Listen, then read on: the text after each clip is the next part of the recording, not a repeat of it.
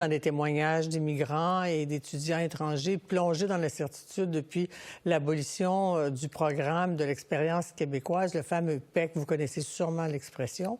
Alors, des travailleurs dont le Québec a besoin et à qui on avait promis un avenir, certains d'entre eux, on est allé les chercher jusqu'en France et qui pourraient se retrouver obligés de quitter le Québec parce que l'échéance est passée et puis qu'ils n'ont plus accès à ce programme-là.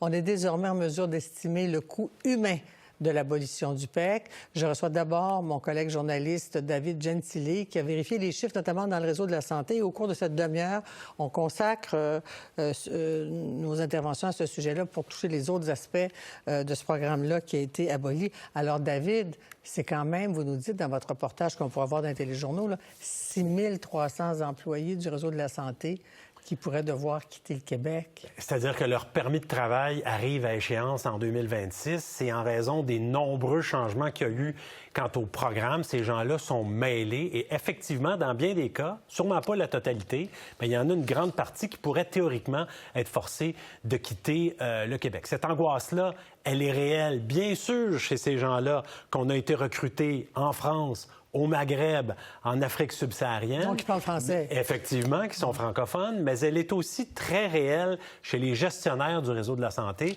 Aujourd'hui, j'ai été rencontrer une Française d'origine, travailleuse sociale, qui vient de s'acheter une maison dans Rosemont, la petite patrie, qui est arrivée ici avec ses 4 enfants et qui a des doutes quant à ce que l'avenir lui réserve. Elle estime qu'on a changé les règles du jeu pendant le match. Selon elle et selon bien d'autres, c'est pas nécessairement très honnête. Donc, je vous invite à l'écouter. De même que le PDG du CHU de Québec, qui a l'air vraiment renversé par cette situation. C'est un organisme accrédité par l'État qui est venu nous chercher. Et on a tous passé ces entretiens et on a tous eu le même discours. Vous aurez du travail pour toute une vie, ne vous inquiétez pas. Oui, c'est un premier contrat de 36 mois, mais vous aurez le PEC. On ne l'a pas inventé. Il y avait cette promesse. Je me sens comme quelqu'un qui trahit l'offre que je leur ai faite. On est allé les chercher, on les aime, puis on veut les garder. Mais le gouvernement dit toujours non et pourtant les appels se multiplient vraiment pour demander au gouvernement de reculer. C'est vraiment imposant la mobilisation. Puis on a eu un communiqué de presse tout à l'heure. La CSN et l'UQAM demain s'inquiètent des répercussions sur le monde universitaire. Alors c'est important. La réalité, c'est que le réseau de santé québécois, c'est le cas dans d'autres provinces aussi, a vraiment besoin d'aller recruter à l'étranger. Donc effectivement, les chambres de commerce, le maire de Québec, la mairesse de Montréal, les grands syndicats estiment que le gouvernement doit agir rapidement pour rassurer ces gens-là, assurer leur avenir ici. Je vous invite d'ailleurs là-dessus à écouter la présidente de la FIC et le porte-parole libéral en matière de santé. Puis là, on va dire à potentiellement 6 000 d'entre eux, non merci, on n'a plus besoin de vos services, vous pouvez retourner dans votre pays. Puis on va dire à tous leurs collègues en même temps, là, vous allez faire le travail de ces 6 000 travailleurs de la santé-là. Et maintenant, même si le besoin est toujours aussi criant, retournez à la maison, on n'a plus besoin de vous. Ce n'est pas comme ça que la société québécoise est faite et ce n'est pas dans nos valeurs les plus profondes.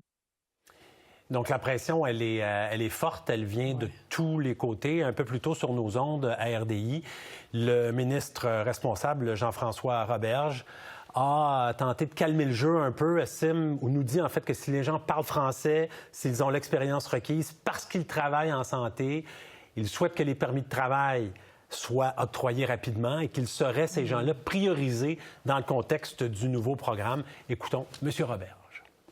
S'ils parlent français, ils ont l'expérience de travail pertinente, nous allons renouveler leur permis de travail jusqu'à ce qu'ils obtiennent la permanence. On ne veut pas expulser des travailleurs de la santé.